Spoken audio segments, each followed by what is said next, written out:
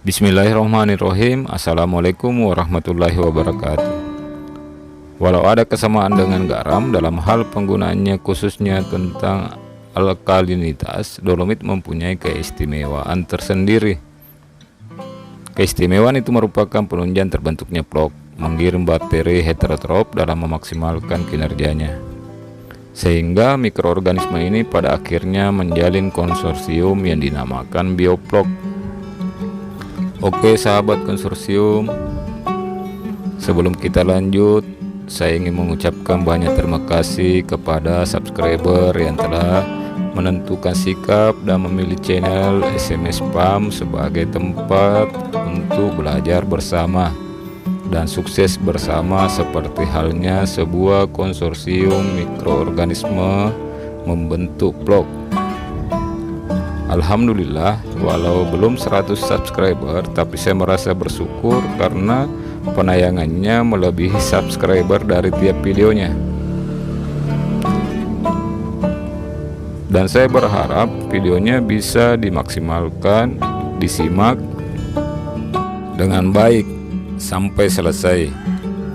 Ini bukan persoalan durasi ya, tapi lebih dari itu, yaitu supaya kita bisa berbagi pengalaman dalam hal bioplok teknologi ikan nila. Untuk yang belum subscribe, jangan lupa di subscribe sekarang, like, komen, dan nyalakan loncengnya. Insyaallah konten ini bermanfaat. Banyak di antara kita, baik itu yang sudah berjalan beberapa siklus maupun baru memulai, keberadaan dolomit sering dipandang sebagai bahan bioplok hanya sekedar menjaga kestabilan pH saja, seperti halnya garam. Bahkan ada yang berusaha, mungkin juga karena kesulitan mendapatkan dolomit di daerahnya ya, sehingga berusaha mencari pengganti dolomit, misalnya dengan kapur bangunan dan lain-lain, sehingga saat mempraktekannya dengan memakai sistem bioplok ikan nila cenderung bahkan tidak bisa berhasil atau gagal. Walaupun berhasil membesarkan, pasti akan mendapatkan hasil yang tidak maksimal, baik dari SR-nya maupun FCR-nya. Baik sahabat konsorsium, disimak baik-baik, insyaallah akan mendapat pengetahuan bagaimana berbudidaya bioplok dengan baik. Diketahui bahwa kapur pertanian atau dolomit mengandung kalsium 12%, magnesium 22%, dan sodium 0,2%, mempunyai manfaat sangat penting pada budidaya ikan nila sistem bioplok, dan bukan hanya pada budidaya perikanan, tapi juga pada pertanian dan peternakan.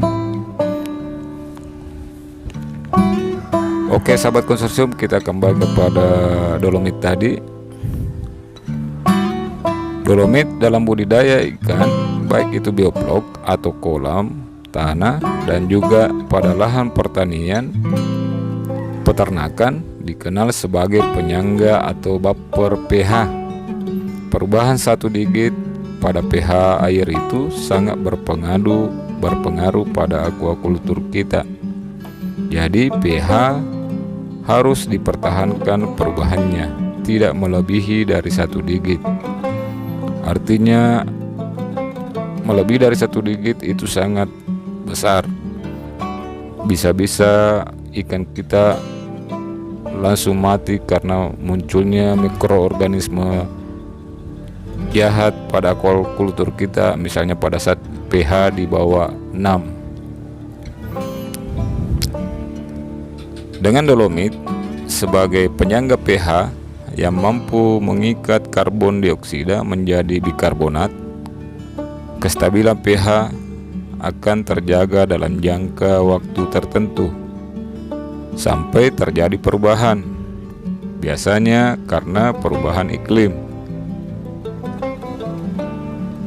Misalkan hujan setiap saat, Mikroba dalam aquaculture kita tidak bekerja maksimal dalam proses penguraian, baik karena bakteri yang dipakai tidak pas maupun oksigen terlarut dalam bak tidak memadai. Dolomit juga berperan sangat penting dalam menangkal bakteri, patogen atau parasit berkembang dan zat-zat beracun lainnya dengan cara menstabilkan pH.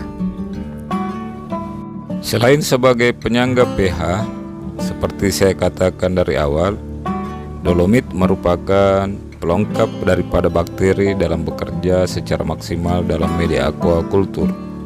Kandungan kalsium, magnesium, dan sodium pada dolomit untuk kehidupan biota air berperan dalam menyediakan nutrisi dengan cara menyederhanakan karbohidrat, protein, dan lemak, merangsang kehidupan enzim-enzim, memperkaya unsur hara, dan menaikkan kadar fosfor. Dolomit merupakan 3 sekawan bersama dengan probiotik dan sumber karbon dalam menjaga kualitas air. Selain untuk mempercepat pertumbuhan ikan, juga memperbaiki SR dan FCR dalam budidaya ikan nila sistem bioblok. Itulah proses kerja dolomit dalam media bioblok kita, sahabat konsorsium. Insya Allah dengan memahami manfaat dan pentingnya kapur dolomit, sahabat konsorsium sudah bisa mengenali kapan media bioblok ikan nila kita membutuhkannya. Oke sahabat konsorsium, saya rasa pengenalan kita tentang dolomit untuk konten ini bisa bermanfaat, dan nantikan video series berikutnya tentang sumber karbon dan probiotik. Jangan lupa subscribe bagi yang belum. Wassalamualaikum warahmatullahi wabarakatuh.